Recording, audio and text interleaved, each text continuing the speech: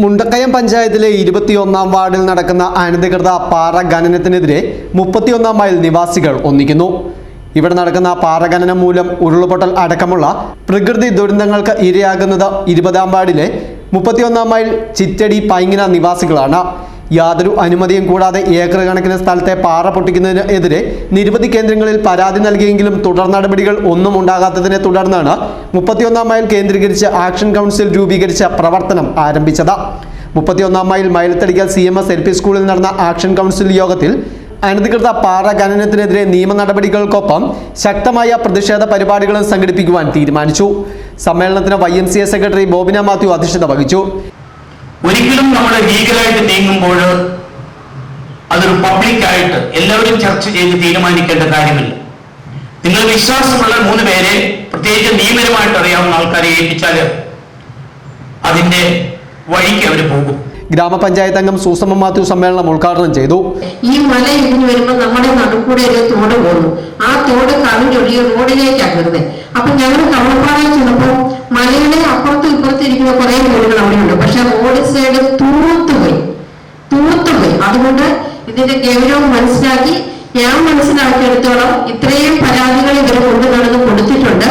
എങ്കിൽ പോലും എന്റെ അറിവ് ഈ പാറമട മുന്നോട്ട് പോകാതെ ഞങ്ങൾക്ക് നിവൃത്തിയില്ല എന്ന് തന്നെയാണ് അവർ പറഞ്ഞിരിക്കുന്നത്. അതുകൊണ്ട് കുറെ ഏറെ സ്ഥലം അവർ തെളിച്ചിട്ടിരിക്കുകയാണ്. പാറ ഇങ്ങോട്ടാണ് ചാഞ്ഞു കിടക്കുന്നത്.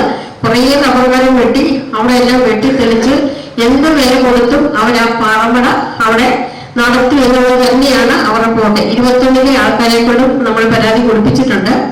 പക്ഷേ അധികാരികളും എല്ലാവരും തന്നെ പൂച്ചാൻ പറഞ്ഞുപോലെ എല്ലാവരോടും പറയുന്നുണ്ട്. എങ്കിൽ പോലും എനിക്ക് അതിനൊന്നും വലിയ വിശ്വാസമൊന്നുമില്ല. നമ്മളൊക്കെ നിന്നാൽ ഒരേ മനസ്സോടെ നിന്നാൽ നമ്മുടെ നാട്ടുകാരൊക്കെ ഒരു പാറമട അവിടെ വരത്തില്ല. ഇത് അഡ്വക്കേറ്റ് സോണി തോമസ്, കാസിം ഇല്ലിക്കൽ, KM നാസർ, രാജീവ് അലക്സാണ്ടർ, നൈനാൻ മാത്യു തുടങ്ങിയവർ പ്രസംഗിച്ചു. വഴി തടയുകയും സംഘർഷം പ്രായോഗിച്ച സംഭവം ഉണ്ടായി. അന്ന് പക്ഷേ ആ പാറമടയ്ക്ക് കുറെ കൂടി നിയമപരമായ പിൻബലം ഉണ്ടായിരുന്നു എന്റെ നടത്തിപ്പുകാരെ സംബന്ധിച്ച്.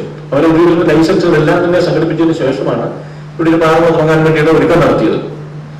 എന്നാൽ യഥാർത്ഥത്തിൽ നമ്മുടെ ഇവിടെ കൂടിയ ആളുകൾ, ഇതുമായി എതിർത്ത് സംഘടിച്ച ആളുകൾ അത്ര ശക്തമായി അത് നിലകൊണ്ടുകൊണ്ടിരുന്നു. സമ്മേളനത്തിൽ രാജീവ് അലക്സാണ്ടറെ ചെയർമാനായും നൈനാൻ മാത്യുവിനെ വൈസ് ചെയർമാനായും KM നാസറിനെ കൺവീനറായും രാജപ്പൻ ഇലവങ്കുന്നേലിനെ ജോയിന്റ് കൺവീനറായും സുമ തൈപ്പറമ്പലിനെ ട്രഷററായും പഞ്ചായത്ത് അംഗം Susamma Mathew, YMCA secretary Bobina Mathew, EK Kasim എന്നിവരെ രക്ഷാധികാരികളായും അഡ്വക്കേറ്റ് സോണി തോമസിനെ ലീഗൽ അഡ്വൈസറായും 21 അംഗ കമ്മിറ്റിയും രൂപീകരിച്ച പ്രവർത്തനം ആരംഭിച്ചു. News bureau, Mundakayam.